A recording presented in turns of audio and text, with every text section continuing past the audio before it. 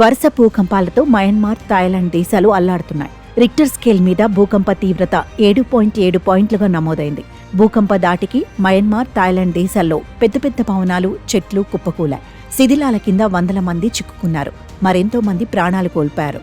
ఎక్కడ చూసినా కూలిపోయిన భవనాలు, శిథిలాల కింద నుంచి కాపాడండి అనే ఆర్తనాదాలు, శవాలు గుట్టలుగా కనిపిస్తున్నాయి.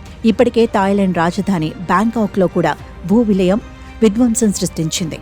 ప్రభుత్వం, ఆర్మీ సహాయక చర్యల్లో బిజీగా ఉంది. ఇదిలా ఉండగా ప్రకృతి విపత్తులతో అల్లాడుతున్న మయన్మార్ను ఆదుకునేందుకు భారత్ ముందుకు వచ్చింది.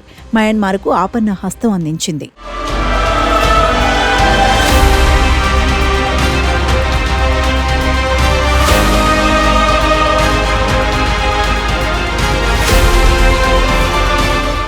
భూకంప దాటికి చిగురుటాకులా వణుకుతున్న మయన్మార్ను ఆదుకునేందుకు భారత్ ముందుకు వచ్చింది.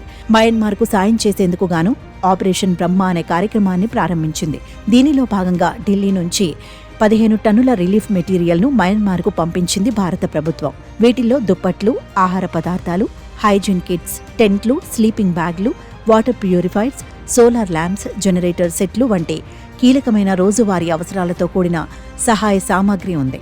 వీటిని మయన్మార్కు తరలించేందుకు IIFC 130J విమానం బయలుదేరి వెళ్లినట్లు భారత విదేశాంగ మంత్రిత్వ శాఖ ఒక ప్రకటనలో తెలిపింది. మయన్మార్లో 7.7 తీవ్రతతో సంభవించిన భూకంపం కారణంగా ఇప్పటి వరకు 1000 మంది మరణించారని, 2376 మంది గాయపడ్డారని తాజాగా ప్రభుత్వం ప్రకటించింది.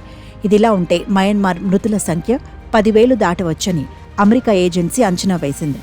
ఇప్పటికే మృతుల సంఖ్య అంతకంతకు పెరుగుతుండడం ఆందోళన కలిగిస్తోంది. భూకంప తీవ్రతకు పలు ప్రాంతాల్లో పెద్ద పెద్ద భవనాలు నేలమట్టమయ్యాయి. ఆ శిథిలాల కింద వేల మంది చిక్కుకుపోవడంతో మృతుల సంఖ్య మరింత పెరిగే అవకాశం ఉందంటున్నారు. మృతదేహాలను వెలికి తీసేందుకు సహాయక చర్యలు కొనసాగుతున్నాయి.